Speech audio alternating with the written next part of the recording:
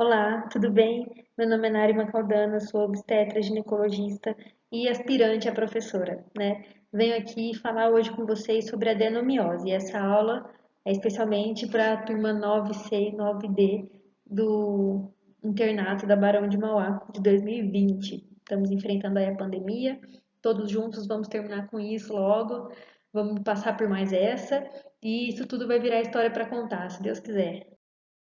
Então, gente, vamos falar sobre adenomiose, né? A gente teve uma aula já sobre endometriose e vamos falar hoje sobre adenomiose. Então, o que é adenomiose, né? É uma alteração benigna do útero e basicamente é endométrio infiltrado dentro do miométrio. Lembra que na endometriose a gente estava falando de endométrio ectópico, né? De endométrio fora do útero, fora da cavidade uterina, que seja no peritônio, que seja, enfim, na bexiga, no intestino, né? Em qualquer que seja a localização aí extra endometrial mesmo, extra cavidade uterina. Mas existe uma outra localização possível que tem um nome específico, né? Então, quando o endométrio está a pelo menos 2,5 milímetros de profundidade ou, no mínimo, um campo microscópico de aumento, de grande aumento, né, distante da camada basal do endométrio, a gente pode dizer que o endométrio está infiltrado no miométrio, né? E a gente não é simplesmente assim uma invaginação endometrial, é um ponto isolado de endométrio dentro da estrutura miometrial. E aí a gente tem essas glândulas de estroma endometrial circundadas por hipertrofia e hiperplasia das células miometriais. Então, isso gera uma característica bem específica na ultrassonografia que faz com que a gente consiga ter esse diagnóstico, né? E aí, a incidência é um grande mistério, né? Porque a gente tem várias variáveis, a gente tem uma incidência aí de 1 a 70%. Então, a estatística ainda é muito vaga, fica muito, como posso dizer, muito dependente de a paciente fazer exames para poder saber mesmo, porque na verdade a gente não tem uma estatística tão clara assim, dizendo de quantos por cento das mulheres são acometidas por essa patologia. E aqui, ó, só para ilustrar para vocês nesse esqueminha, nesse desenho, que é endométrio aqui focado aqui dentro do miométrio. Então ele era para estar restrito aqui, né? Era para ele estar restrito do endométrio, mas não está. Então, quais são os fatores, os motivos, as etiologias aí para isso, né? Para essa condição? A gente sabe que basicamente os motivos para adenomiose acontecer é a exposição estrogênica. Então, quanto mais tempo essa mulher estiver exposta ao estrogênio, né, que é o hormônio, um dos hormônios femininos aí do ciclo menstrual, a gente sabe que pode ter mais chance de desenvolvimento de adenomiose. Por exemplo, menarca precoce, né, uma paciente que menstruou muito cedo, antes dos 10 anos de idade. Uma paciente que tem ciclos menstruais muito curtos, né, que tem menos que 24 dias de intervalo, então quer dizer, ela menstrua muito mais vezes. A gente tem também o uso prévio de contraceptivos hormonais, né, e o tamoxifeno. A gente tem também o IMC um pouco mais elevado. E qual é a questão do IMC elevado, né? A paciente que tem mais tecido adiposo, ela tem mais estrogênio periférico. Então, a gente pode dizer, né, por uma questão lógica, que essa paciente tem uma taxa estrogênica um pouco maior do que as outras mulheres. Ela é exposta a muito mais estrogênio. Multiparidade, né, maior que 2 gestações, porque o miométrio vai se distender e vai voltar, distender e voltar. E isso já pode levar a uma fragilidade do próprio tecido endometrial, permitindo com que o próprio endométrio se infiltre ali no miométrio e aí provoque essas alterações também. História de abortamento, justamente por causa da curetagem uterina, né? Daquele procedimento em que a gente usa a cureta mesmo, o intercureta, que é como se fosse uma colherzinha, o orifício dela, assim, e aí a gente entra, só que ela é minúscula, ela é desse tamanhozinho. A gente entra com ela na cavidade uterina e vem raspando devagar de modo com que a gente consiga retirar o material que está dentro da cavidade uterina, né? A gente vem raspando até que a gente sinta uma consistência, vamos dizer assim, meio. A gente fala, a gente ouve a cureta cantar, né? A gente ouve esse rec-rec aí que faz quando o endométrio já está bem carequinha, que a gente já conseguiu raspar bastante das velocidades dele. E quando a paciente tem cirurgias uterinas prévias, né? Por exemplo, uma retirada de mioma, algum outro procedimento no útero que possa levar à localização anômala desse endométrio aí dentro do miométrio.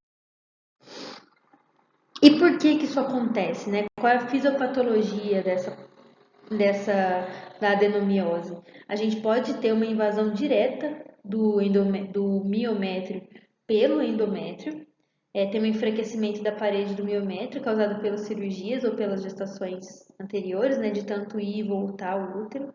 Tem um prejuízo para a junção mioendometrial, hiperplasia reacional da camada basal do endométrio e infiltração do miométrio, né? Pode ser que ele tenha infiltrado por conta própria. E alterações hormonais e imunológicas locais também poderiam ocasionar.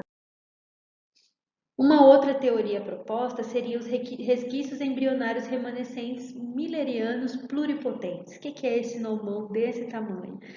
A gente pode imaginar também que dentro dessas células miometriais aqui existam células que não foram diferenciadas, que são lá dos ductos de Miller, lá da embriologia, lá de quando a gente estudou toda a diferenciação e toda a formação milleriana aí para dar origem ao útero e às trompas, né? E ao terço superior da vagina. Só que eles acreditam que possa, essa teoria acredita que possa existir alguma célula que não se diferenciou em célula nenhuma, que ela ficou lá e de repente não foi diferenciada e por algum motivo ela decidiu se tornar endométrio depois, ao invés de ela se diferenciar em miométrio, né, que seria a localização mais adequada para ela ali nessa porção do útero, ela decidiu se transformar em endométrio e assim várias dessas células remanescentes decidiram fazer a mesma coisa. E é por isso que aconteceu de a gente ter esse endométrio infiltrado no miométrio. Mais uma das teorias. A invaginação da camada basal no sistema linfático intramiometrial, né? É como se pelo sistema linfático houvesse uma distribuição de células endometriais. E isso tudo acontece, essa teoria existe porque já foram encontradas células endometriais dentro de vasos linfáticos. Então, pensaram que pudesse haver disseminação linfática ali não e não muito distante, né? Logicamente, próxima localização ali do endométrio seria o miométrio mesmo. E a quarta hipótese seria uma participação de células tronco oriundas da medula óssea. Aí já é algo assim um pouco menos provável, porém são células que, que eles acreditam que há células da medula óssea envolvida nesse processo de ter endométrio infiltrado, porque essas células estariam envolvidas na regeneração endometrial normal durante a nossa menstruação, durante o nosso ciclo menstrual normal. Qual delas é verdade? Não sabemos. Ainda temos poucas hipóteses para isso. Eu ficaria com a primeira hipótese, né? Mas isso daí é igual a endometriose, gente. Por isso que essas aulas são dadas juntas. São patologias muito parecidas e a gente não tem ainda uma resposta certa para isso. A gente tem hipóteses. Então, existem congressos e congressos, estudos e estudos, e todos eles não dão o caminho das pedras para nós, do tratamento, da patologia, da fisiopatologia, de como a gente vai conduzir isso, de como vai evoluir, qual é o melhor tratamento, não dá para a gente definir, porque a gente também, além de tudo isso, tem que individualizar cada caso. E aí, né, aí, diante das teorias, basicamente todas essas teorias giram em torno de hiperestrogenismo e alterações mecânicas da peristalse uterina, né? Uma hiperperistalse quer dizer uma contratilidade assim excessiva ou uma disperistalse. Às vezes uma porção do útero consegue se contrair muito bem e outra porção não tanto. Então seria uma disperistalse, vamos dizer assim, uma falta de ritmo, uma falta de sincronicidade na contração uterina aí durante o processo menstrual, por exemplo. E aí, hormônios sexuais, imprópria inflamação, neoangiogênese, fatores de crescimento, fatores neurogênicos, dor pélvica, sangramento e infertilidade. Então, são todas causas que nos levam a confundir muito endometriose e adenomiose. A adenomiose é uma endometriose? Teoricamente, dá pra gente falar que sim, né? Porque endometriose significa endométrio ectópico, fora do seu sítio ideal. Então, não deixa de ser, porque é endométrio que está dentro do miométrio, ele não está no local da cavidade normal, né? Ele está infiltrado no músculo, então a gente fica meio sem saber mesmo. Ultrassonografia. Como que a gente vai dizer que a gente vai começar a suspeitar? Primeiro porque os pontos de o endométrio, como vocês podem ver aqui, eu vou tentar desenhar, contornar aqui com a canetinha. Não repara, viu, gente, que é muito difícil ter coordenação no mouse do notebook. Esse daqui é o útero, ó. Aqui a gente está vendo o útero, certo? Aqui, cavidade endometrial. Reparem como ela é mais branquinha. Dá pra gente ver essa divisão. E toda vez que a gente desenha útero na época da escola, a gente sempre desenha assim, né? Cadê? A história, ele quer mudar. A gente sempre desenha assim, e aí a cavidade fica aberta assim, né? E na realidade é uma cavidade virtual. As paredes ficam encostadas e aí a partir do momento que a gente precisa da distensão do útero, ela vai se abrindo, mas normalmente ela fica junta assim, né? Ela fica grudadinha uma na outra. E aí, vocês podem ver que o endométrio tem a sua opacidade diferente do miométrio, né? O miométrio é puro músculo e o endométrio tem alguma parte que é um pouco mais fibrosa, vamos dizer assim, né? Essa membrana basal, esse feixe aqui, deixa ela um pouquinho mais densa do que a musculatura, vamos dizer assim. Quanto mais denso, mais branco no ultrassom. E quanto mais líquido, mais hipoecóico ou anecoico ou preto, né? Então aqui, o que é mais molinho vai ficar preto, resumindo. Então aqui a gente está vendo que está bem mais escuro, né? Não é homogêneo, é bem heterogêneo, mas a gente tem uma estrutura que vem uma coloração um pouco mais escurecida do miométrio, né? Aqui nós já temos pontos, vocês podem ver aqui, ó, que tem pontinhos meio que luminosos assim na ultrassonografia, né? A gente vê pontos de opacidades durante todo o endométrio e esses são pontos de adenomiose, porque são pontos de endométrio mesmo lá dentro. E o que vai acontecendo ao longo do tempo? Esse próprio endométrio vai menstruar também. Qual é a dor da adenomiose? Por que dói? Porque além de a porção do endométrio aqui, ó, desse tecido do meio, acumular sangue e fazer com que haja esse extravasamento e a paciente tenha o sangramento menstrual por privação hormonal, aqui a gente tem o sangramento que fica retido no miométrio, então ele não tem para onde ir. Ele fica retido aqui dentro da musculatura e o que acontece no momento do ciclo menstrual é que o útero incha muito. Essas pacientes reclamam demais de distensão abdominal durante o período pré-menstrual ali e menstrual, né? Elas falam, doutora, parece que eu tô grávida de 4 meses, é uma barriga que não é minha, não é normal isso, não sei o que, não sei o que. Então elas têm essas queixas bem pontuais para nós e muitas vezes quando a gente percebe que essas pacientes estão fora do ciclo menstrual, elas estão sem dor, elas costumam cursar sem dor, né? Lembrando que o endométrio tem os receptores hormonais e aí eles acabam enviando mais feedback ainda para o hipotálamo, que por sua vez envia também para a hipófise, e aí a gente fica toda, como posso dizer, com uma certa irregularidade no ciclo menstrual, né? É como se a paciente tivesse um excesso aí de exposição estrogênica ainda. Não só o que levou a acontecer, mas é o que mantém a adenomiose. Aqui nós temos o a gente tem assim de quadro clínico. Como suspeitar como que a gente acaba suspeitando de adenomiose? São pacientes que têm sangramento uterino aumentados e dismenorreia, né? A cólica, vocês já viram por quê? Porque o sangue acaba extravasando para dentro do músculo, ele fica todo embebido em sangue menstrual ali. E aí é um pouco complicado, porque não tem para onde sair, tem que esperar meio que o útero resolver esse processo inflamatório. Ele tem que absorver aquele sangue e resolver. É uma inflamação que ele precisa resolver mensalmente. Então, o mais interessante nesses casos seria não menstruar, mas nós vamos falar de tratamento daqui a pouco. Então, elas têm bastante cólica, bastante distensão e bastante sensação de cólica mesmo. E um sangramento uterino aumentado, porque, como eu disse para vocês, as taxas hormonais são diferentes e menstrua-se bastante.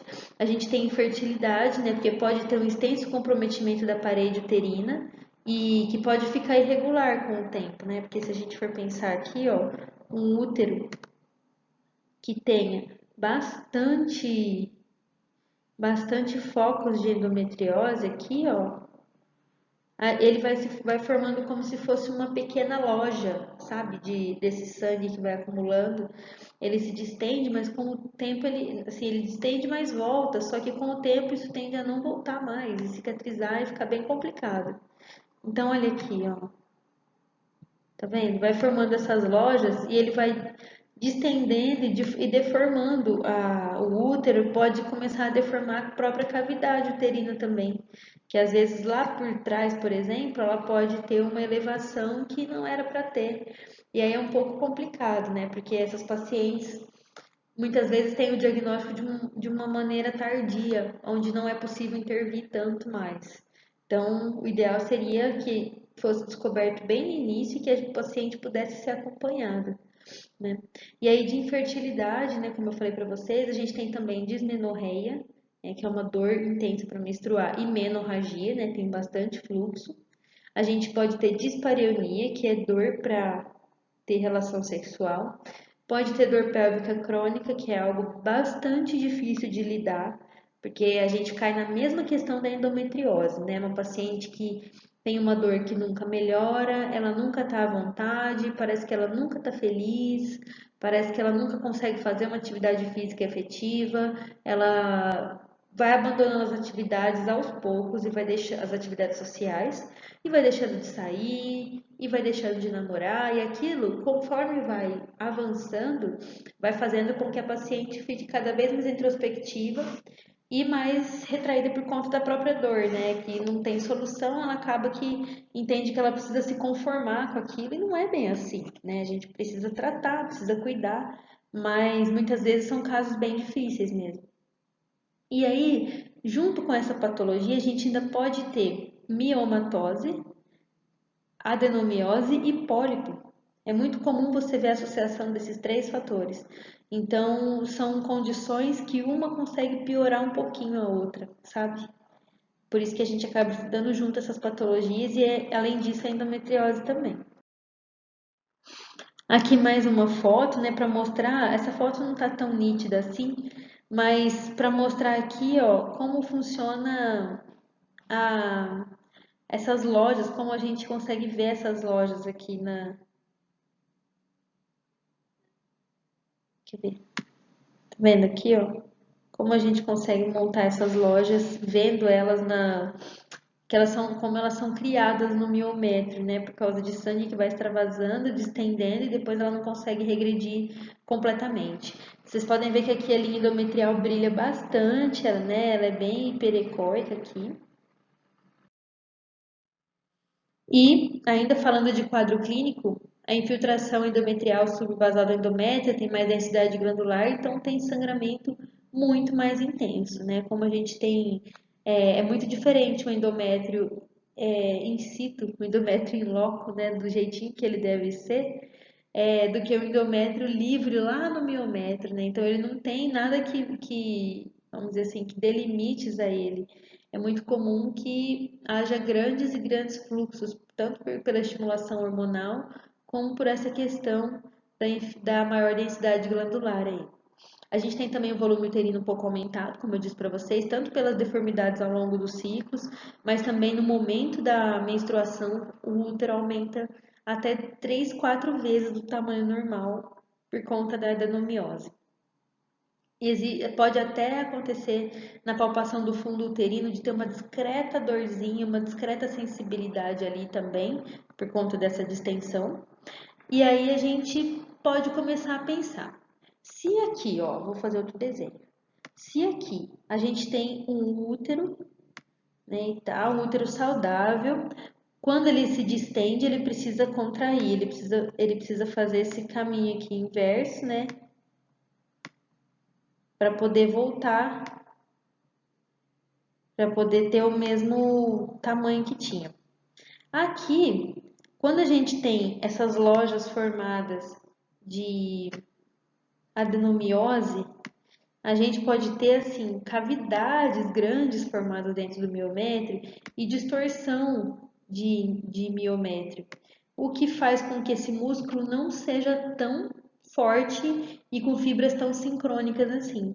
Então, muitas vezes, na hora do trabalho de parto, pode ser que essa contração não consiga ser tão efetiva por causa disso. Parece exagero falar disso, mas não é exagero não, pode acontecer. Ou então de ter dificuldades para contração miometrial, né, para o útero evoluir com dificuldade, e aí a gente pode estar distante de uma hemorragia puerperal. Então isso é bem complicado, uma coisa que a gente precisa sempre ficar um pouco atento quando a paciente conta essa história de ter adenomiose, né? Se ela conseguiu engravidar, já foi uma grande bênção, e a gente vai seguir, já vai seguir essa paciente no pré-natal todo, já imaginando que possa haver, dependendo da quantidade de focos e da extensão desses focos, dessas lojas formadas, qual a dificuldade que pode ter o miométrio para poder contrair. Exames de imagem. Como a gente diagnostica por imagem esses quadros, né, as dificuldades dessas pacientes? O ultrassom transvaginal tem uma disponibilidade muito boa, porque quase todo serviço tem, né? É difícil o serviço que não tem, e tem um custo muito baixo. Então é pouco invasivo, então é um exame bem adequado, né? Mas tem uma sensibilidade até 82% e especificidade até 84%. E aí vem aquilo que eu sempre digo para vocês, não tenho nada contra radiologista, de jeito nenhum. Inclusive eles são assim, os nossos salvadores da pátria para elucidar muitos casos, para poder nos orientar em muitas condutas, né? Vocês vão ver que radiologia e GO andam lado a lado. A gente acaba que sempre discute casos, sempre conversa, um sempre orienta o outro. Isso é muito bom quando tem essa sincronicidade nesses dois serviços, porque a gente consegue se ajudar e principalmente nosso principal objetivo que é ajudar a paciente. Agora, se é um equipamento ruim, isso eu sempre falo, tem a parte do examinador dependente? Tem a parte da pessoa que precisa ter o mínimo de experiência, como eu sempre digo para vocês, residência boa, residência que você morre de trabalhar. Porque aí você vê mais e mais e mais e mais casos, e aí você vê mais variedades e mais você conseguiria fazer um diagnóstico sozinho depois. Mas caso você não tenha experiência ou infelizmente o seu aparelho não permita, talvez o seu aparelho não tenha tanta resolução ou você não tenha monitores adequados para ler o exame, enfim, né, gente? Gente, quando começa a trabalhar aí, a gente se depara com as mais diversas realidades e infelizmente nem tudo é tão lindo quanto é no nosso hospital, né? Que a gente tem tudo na mão, que a gente consegue ir lá rapidinho e conseguir um exame de boa qualidade. E aí, às vezes a gente pode deixar de fazer diagnóstico, a gente pode perder a oportunidade de fazer diagnóstico dessas pacientes, sabe? Mas a gente vai ter muitas vezes um aumento heterogêneo de volume uterino sem nódulos miomatosos, né? Às vezes você tem um útero muito grande, né? O que seria um útero muito grande? O volume de um útero normal aí para uma paciente nuligesta seria entre 90 e 100, pode ser até assim de 60 até 100, vamos dizer assim, milímetros cúbicos, vai, centímetros cúbicos. Agora, milímetros cúbicos, né? Agora, quando a gente tem uma paciente que já é uma multípara e uma paciente multípara já teve três, quatro gestações, né? Enfim, teve gemelar, teve uma grande distensão uterina e agora a evolução completa é impossível, a gente pode contar com volumes aí aceitáveis até 250, mais ou menos. É um útero maior, mas é aceitável, né? Não é um volume tão absurdo. Agora, quando a gente começa a falar de miomas, tem certos radiologistas que preferem laudar o volume do mioma em separado ao volume do útero, mas normalmente a gente acaba somando os dois volumes e fazendo com que seja uma coisa só, né? Para a gente ter uma noção global do volume que aquele abdômen está suportando. Agora, da adenomiose, muitas vezes você vê um útero de 350 de volume, que é um volume grande, né? Mas você não vê mioma, você não vê nenhum motivo para tanta distensão assim. Então a gente começa a suspeitar de adenomiose. E aí a primeira hipótese seria essa, e vamos procurar os focos hiperecóicos que a gente consegue ver ali, ou pequenas lojas infiltradas no miométrio. O formato do útero globoso, né? Porque ele vai deixando de ter esse formatinho de pera para ficar mais distendido, então ele acaba ficando mais gordinho, vamos dizer assim, né? Vai ficando mais globoso. Os cistos anecoicos, né? As estrias radiadas partindo para o endométrio, numa, vamos dizer assim, o que faria verdade aquela justificativa de que o endométrio infiltra de verdade no miométrio, né? Mas nem sempre. Os pequenos focos hiperecogênicos, principalmente na zona juncional. Isso é patognomônico de adenomiose. Mas nós vamos ver a seguir. Aqui, um cistinho no meio do. Uma coisa é você ter um cisto desse lá no colo do útero, e a gente pode justificar que seja um cisto de Nabor, que é uma glândula que é totalmente benigna, que não tem prejuízo nenhum para nós, que quando a gente for ver patologias do colo, né, patologias benignas do colo, a gente vai ver um achado de exame que é o cisto de Nabor, que não tem nada a ver. Agora aqui, gente, nesse cistinho, a gente está vendo que é como se fosse um cisto no meio do miométrio, e na verdade não é. É como se fosse uma pequena loja que foi abrindo por conta da distensão da adenomiose, né? Que vai provocando aquele sangramento ali dentro, ele vai distendendo as fibras miometriais até formar essa pequena loja ali. Aqui mais uma vez, ó, não sei se está fácil para vocês verem, mas aqui dá para ver essas pequenas lojinhas aqui, ó, e aqui na cavidade endometrial.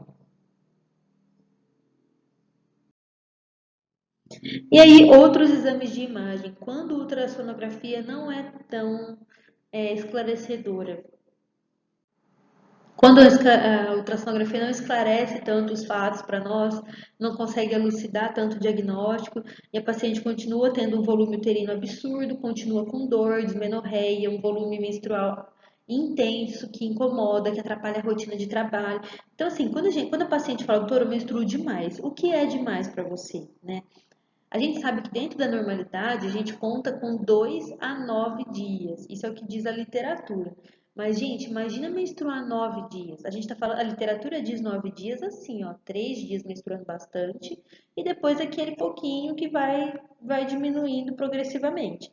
Agora, tem pacientes que menstruam 10, 12 dias, muito, de usar assim 3 pacotes inteiros do absorvente noturno. E também pacote de absorvente é um negócio relativo, que a gente também tem que ficar esperto, porque às vezes a paciente fala assim: ai, doutora, porque eu uso um pacote inteirinho do noturno na minha menstruação. Tá, mas você usa um pacote porque você troca com que frequência? Tem pacientes que às vezes vão fazer xixi só de olhar o absorvente com um risquinho de. Ai, não, eu já vi, tá sujo, quero trocar, não vou conseguir vestir isso de novo, não. Aí troca. Ou então uma paciente que fica com o absorvente até vazar. Enquanto não vaza, ela não troca. Então ela acaba usando menos absorventes do que a outra paciente que troca com tanta frequência assim. E é muito relativo, né? É bom a gente ter essas conversas com a paciente para poder esclarecer mesmo. São questões que parecem besteira, que parecem coisa simples, mas não são, né? E aí a gente tem o espessamento focal ou difuso das zona juncional, que é isso que eu falei para vocês, que é patognomônico de adenomiose. É a proliferação descoordenada das células da zona juncional, né? Como eu disse para vocês, não são simplesmente focos de endométrio lá dentro. As células miometriais, as células musculares do útero, tentam isolar esse endométrio ali, elas tentam conter, né? Mas nem sempre é possível. E ali a gente sabe que zona juncional superior a 12 milímetros de espessura é adenomiose. Ponto. Acabou, não tem discussão, é adenomiose, é critério radiológico diagnóstico de certeza. Agora, espessuras entre 8 e 12. Ah, mas é quase. Tá, é quase, mas não chega a 12, né? Só que a paciente também menstrua pra caramba, também tem outros sintomas, também tem dismenorreia, também tem dispareunia, também tem um aumento de volume uterino. Enfim, aí a gente pode somar esses critérios, que não existe uma tabelinha certa. Ah, sabe em UTI que tem muitos critérios? Critérios de sepse, tem que ter dois maiores e não é assim em adenomiose.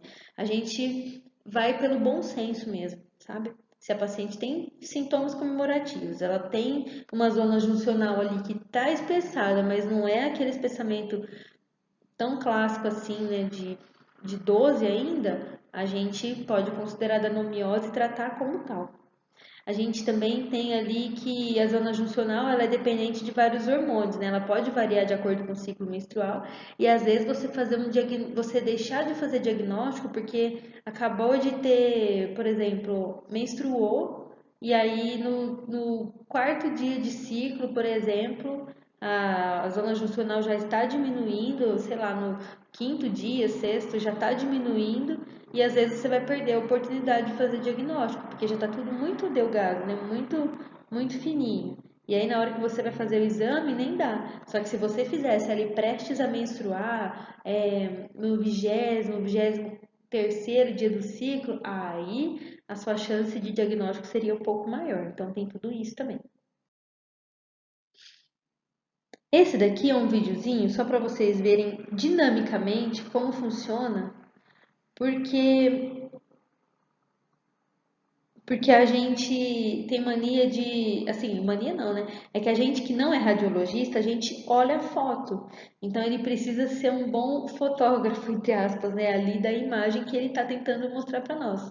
Se a gente consegue congelar naquela imagem que vai dar o diagnóstico, que vai dar o critério que o ginecologista quer ver, ou obstetra, enfim, beleza. Mas muitas vezes a gente olha a foto e não tá tão legal assim. Às vezes você olha a foto e fala assim, ah, mas será que ele está falando da mesma coisa que ele está falando no laudo? Será que foi tudo isso mesmo que ele viu? Porque quando a gente vê a imagem, a gente concorda, né?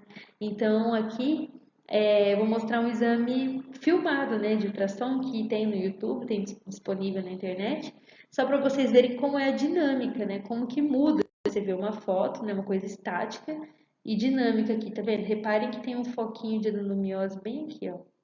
Vocês conseguem entender isso, né? O útero aqui, ó, aqui um foco, como se fosse uma bexiguinha.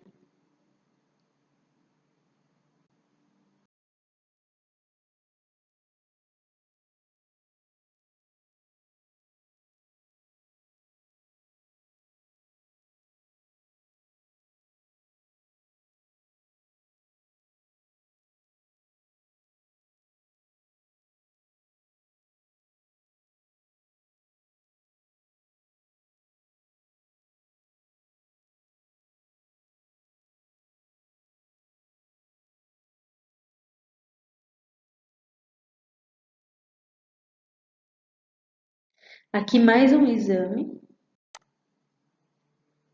tá vendo, ó? Parece até um ovário, mas não, olha aqui, vários cistos, vários pontos mesmo de adenomiose ali.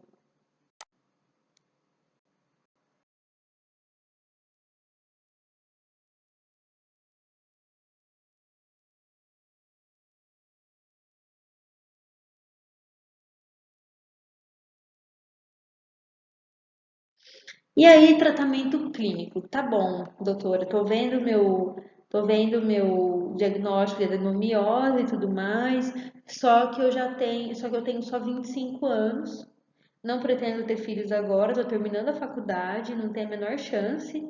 E aí? E aí que a gente vai contar com as dificuldades disso, né, desse método de apresentação clínica heterogênea, porque cada paciente pode ter um sintoma, não dá pra gente julgar assim que você tá tendo tal sintoma, então é adenomiose, se não tem é porque não é. Não, pode ser adenomiose, mas pode ser muito mais branda, pode ser algo muito mais diagnosticado precocemente, que é o que a gente quer, né? A gente adoraria que fosse um diagnóstico cada vez mais precoce, para poder cuidar dessas pacientes com uma melhor qualidade. Quando a gente cuida dessas pacientes assim, a gente consegue fazer com que elas menstruem cada vez menos. Quanto menos elas menstruarem, menos sangue vai estar infiltrado aqui no miométrio, menos dor, menos distensão do miométrio. Enfim, a gente tem um controle da qualidade de vida da paciente, então vale muito a pena, né? E aí a gente tem, além de tudo, a gente tem associação com outras condições. Às vezes você está vendo adenomiose, mas aí ela também tem mioma. Ah, mas aí ela também tem pólipo. E aí fica, você tem que escolher o que seria mais urgente para manejar, para você poder fazer tratamento adequado dessa paciente. E às vezes, assim, como eu falei para vocês, não tem uma tabelinha. Infelizmente, a adenomiose não tem os critérios diagnósticos. Tem que obedecer tantos critérios. É ótimo quando tem, né? Porque daí a gente vai e fica uma coisa um pouco mais. É uma das coisas matemáticas que existem ainda em medicina, são esses critérios diagnósticos, né? São coisas que ajudam muito a gente. Mas quase nunca nós temos, infelizmente. A adenomiose é uma delas que não tem. Tem poucos estudos disponíveis também. E aí, de tratamento clínico, né, o objetivo seria controle dos sintomas, principalmente dor pélvica e sangramento, supressão dos níveis hormonais que produzem amenorreia e, consequentemente, impedem a ocorrência da gravidez. Alívio temporário dos sintomas, né? Por exemplo, enquanto a gente está fazendo com que essa paciente entre em amenorreia, a gente está dando um super alívio para ela. Porque se ela não menstruar e for ainda passível de controle clínico, ela vai ficar bem. Agora, o problema é quando a gente chega num ponto que a paciente já tem muitos anos de menstruação, muitos anos de avanço de doença, e aí fica realmente complicado, né? A gente conseguir controle clínico. Muitas vezes a nossa única alternativa seria a cirurgia mesmo. Então, aqui a gente tem anticoncepcionais orais combinados, que a gente poderia fazer contínuo, só progestagene também, análogo do GNRH, que tem algumas, vamos dizer assim, algumas particularidades que a gente tem que ficar bastante atento, né, ao fazer, e o sistema uterino de levonorgestrel, que é o Mirena, porque o grande problema de usar uma pílula contínua e de a gente usar um análogo, de a gente usar um e de a gente usar uma pílula combinada contínua, enfim, é que é dependente da paciente. Então, se é uma paciente que às vezes vai ter uma rotina um pouco mais corrida, a paciente está com muita pressa e ela esqueceu de tomar o remédio agora, vai tomar só daqui a 6 horas. Isso já é um motivo de erro, já é um motivo de menstruação, de dar escape. E aí é muito sensível, sabe, esse limite como posso dizer, estamos em amenorreia e vamos ter um escape, sabe? É um limiar muito baixo. Então é muito fácil de essas pacientes terem escape e não evoluírem bem.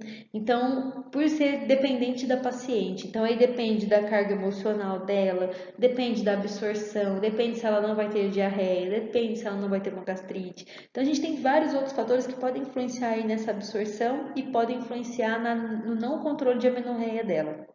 O Mirena, a gente tem algumas vantagens e tem algumas desvantagens, né? A vantagem é que ele vai estar funcionando independente de você se lembrar que ele existe ou não. Ele está lá, lindamente funcionando, está lá, ele foi inserido e você não precisa se preocupar com isso, né? Porque a manutenção dele seria uma ultrassonografia transvaginal 1 mês após a inserção, para você garantir que ele ficou no lugar. E depois que ele ficou, a nossa chance de gestação com Mirena é inferior do que as chances de gestação pós-laqueadura tubária. Pra vocês terem uma ideia, assim, se for para escolher o método mais seguro, atualmente ela que a abstinência é o mais seguro, logicamente, mas o Mirena é um dos métodos mais seguros, né, contraceptivos. A gente tem essa vantagem, a gente também tem a vantagem de conservar a fertilidade, porque é uma dose hormonal fixa, que é liberado 20 microgramas de levonorgestrel por dia, ali no endométrio, tem uma absorção local muito boa, que assim, o mais importante é absorver ali. Claro, vai ter alguma absorção sistêmica? Vai. O próprio fabricante fala que não. Ele fala que não, que ele não tem interferência no nosso organismo, mas tem sim. Só que aonde ele realmente precisa chegar, ele chega primeiro e chega bem, né? Que é ali justamente no endométrio que tá tudo bem. Ele consegue fazer uma atrofia de endométrio, mas não tão absurda e tão brusca quanto na injeção de medroxprogesterona, que é aquela injeção trimestral, que é uma dose cavalar, brrr, né? Agora o Mirena não, ele vai soltando lentamente, levemente, e vai conseguindo controlar. E ao mesmo tempo, quando a gente tirar o levonorgestrel, sua fertilidade está totalmente preservada, você volta a menstruar com mais rapidez e é muito tranquilo, né? As pacientes ficam assintomáticas, nem lembram que ele existe, na grande maioria dos casos. Porém, existe o lado B do Mirena. O lado B é o hormônio que tem no Mirena, né? Às vezes a gente fala Mirena da impressão que um dispositivo que pode ter vários hormônios. Mas não, no mercado, até falo a marca, porque só existe atualmente o Mirena. Hoje eu tive notícia de que vai ter um lançamento de um outro, que também é pela Bayer, só que ele é um pouquinho menor de tamanho, né, de dispositivo, e é o mesmo hormônio. Eu fui correndo, sabe? Eu falei, ai, outro dispositivo, graças a Deus, até que enfim me ouvi, a Deus me ouviu. E vamos fazer um com drosperinona e vamos fazer um com ciproterona, com hormônio mais antiandrogênico, mas não, só existe do levonorgestrel, porque segundo o fabricante, a molécula é menor, cabe mais hormônio lá dentro. E aí a paciente poderia ficar 5 anos tranquila com o Mirena, que ainda ia ter hormônio suficiente. Tem hormônio para 7, mas para garantir a anticoncepção só 5, né?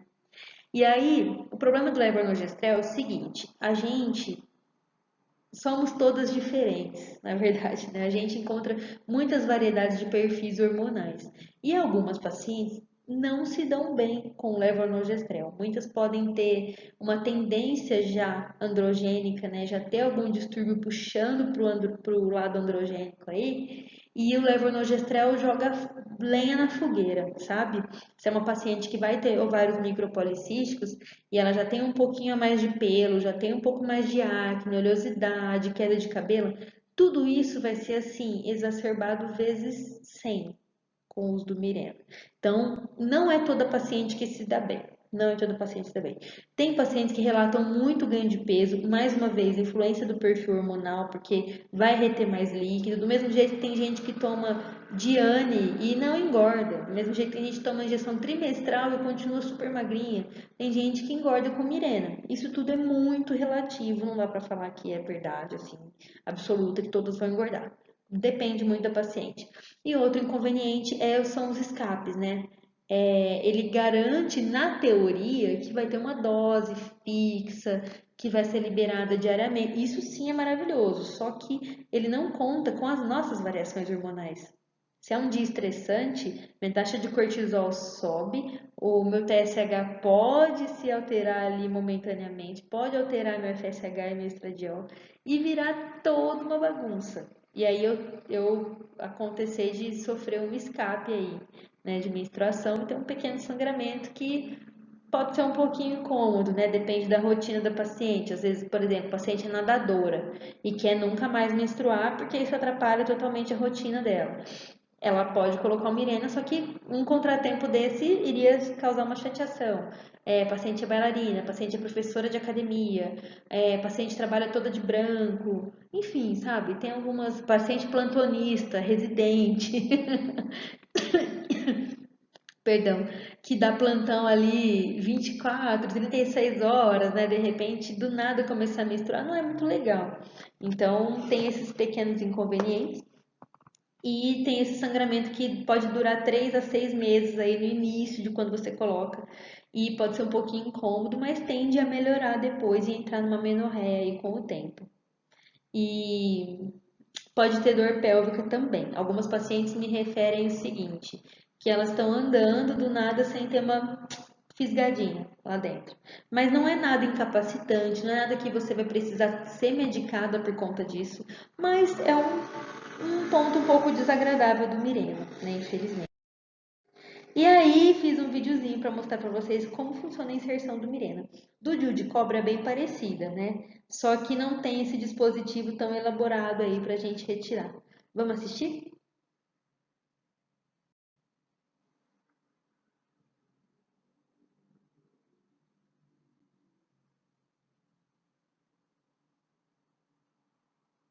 Aqui a haste, aqui é todo um centimetrado, aqui são as hastes do Mirena, né? Que é de um plástico bem maleável, bem molinho. Tem um fiozinho, ele já vem montado, ele vem desse jeito para nós na caixinha. Aí a gente monta, coloca para dentro esse fiozinho, né? Quando a gente sobe aqui o caninho, aqui a gente tem o fio, a gente coloca, a gente vai, primeiramente aqui, a gente vai fazer a medida, né? Aqui tem, a gente colocaria primeiro um esterômetro para a gente saber a medida da cavidade uterina da paciente. Depois que a gente sabe, por exemplo, deu 6 centímetros, a gente coloca na reguinha aqui 6 centímetros, para a gente saber qual é o limite de entrada no colo uterino, né? Porque existe uma chance de perfuração. Lembrando que o útero é um pouco mais firme, mas ele não deixa de ser um músculo que é perfurável. E aí a gente, essa alavanquinha mudou. Isso aqui eles estão falando do modelo antigo do Mirena, mas o que eu queria era que vocês vissem como ele se comporta dentro da cavidade. A gente coloca e aí a gente tira, a gente abaixa a alavanquinha para ele soltar o dispositivo lá dentro, liberar, e a gente tira. O fio fica aqui para fora do colo uterino, né? Aqui nós estamos falando de vagina, nesse cantinho aqui é vagina. E aí a gente corta o fio de modo que ele fique visualizável só para o ginecologista, que ele não. E para tirar, a gente pega uma pinça, um cherrom, por exemplo, e puxa por esse fiozinho e boa. Basicamente isso. É muito prático, é uma coisa assim que veio para revolucionar a nossa vida aí, né? Só que o valor dele é um pouquinho alto ainda. Já melhorou bastante, mas ainda não é tão acessível assim. Não são todos os planos de saúde que têm condições de cobrir. Então, nós vamos levando, né? Que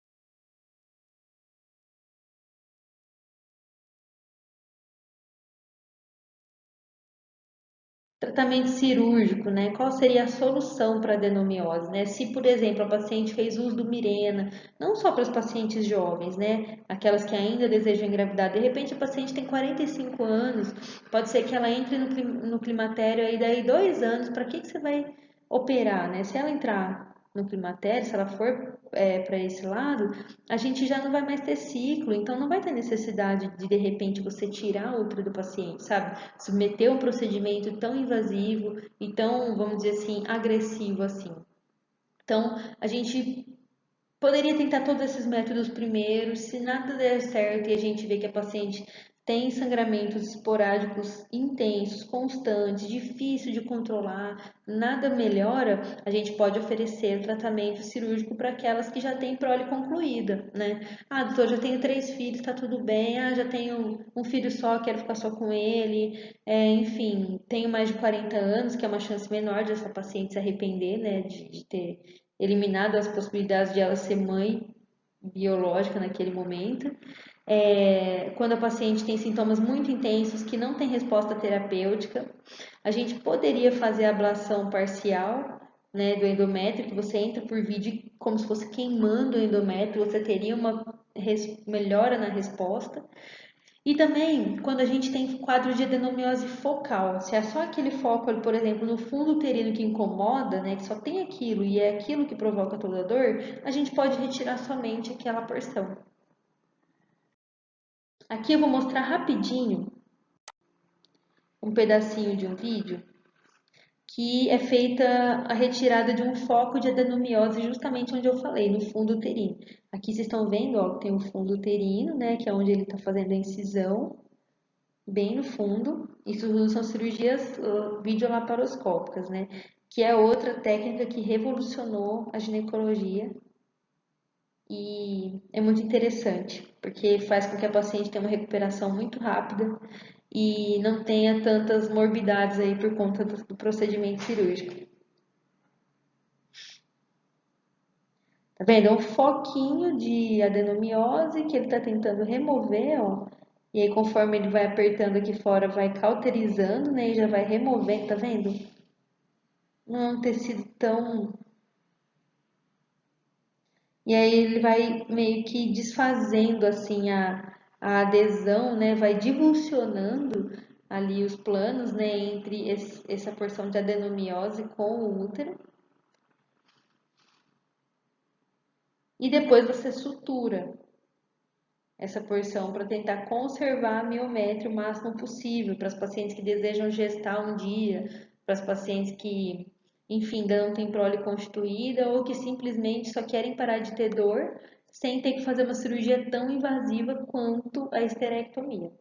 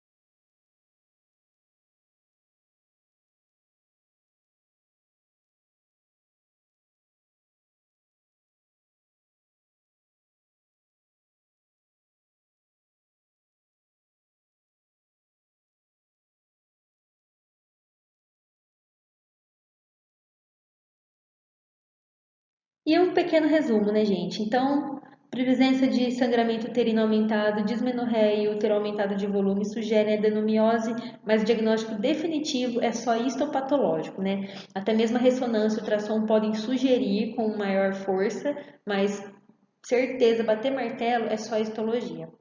É possível identificar adenomiose por meio de métodos de imagem, né, ultrassom transvaginal e ressonância magnética. Sinais ultrassonográficos de adenomiose incluem aumento do volume uterino sem nódulos miomatosos, formato uterino globoso, assimetria entre as paredes uterinas, heterogeneidade difusa ou focal dos cistos anecoicos e estrias radiadas partindo do endométrio. Zona juncional com espessura acima de 12 centímetros, ou 12 milímetros, perdão, ou então quando a gente tem aí de 8 a 12, mais alguns outros critérios, alguns comemorativos que nos fazem pensar em adenomiose.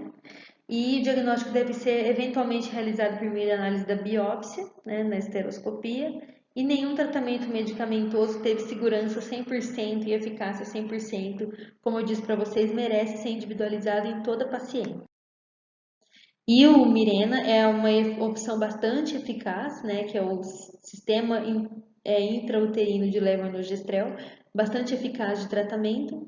A cirurgia conservadora do útero para tratamento da adenomiose dá para fazer, mas pode ter uma melhora dos sintomas, só que é um pouco melhor para se doenças focais, né, e não tanto doenças difusas, porque daí compensaria muito mais você fazer esterectomia mesmo. E a esterectomia é o tratamento definitivo para adenomiose, né? Porque não é como a endometriose, que se você tira o útero, se você opera para tirar o útero do paciente, você tem, como posso dizer, se você tira o útero, você mantém focos de endometriose em toda a parede abdominal do paciente, pode ter outros focos grudados na bexiga, pode ter focos aderidos às alças intestinais, às trompas, os ovários, enfim, né? Pode ter ali. Mas se você retira o útero na adenomiose, você se livra da doença, porque todos os focos estão ali intraútero, né, no miométrio, então se você tirar, você consegue se livrar, certo?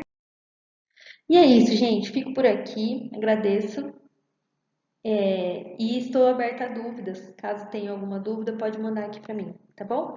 Um beijo, obrigada!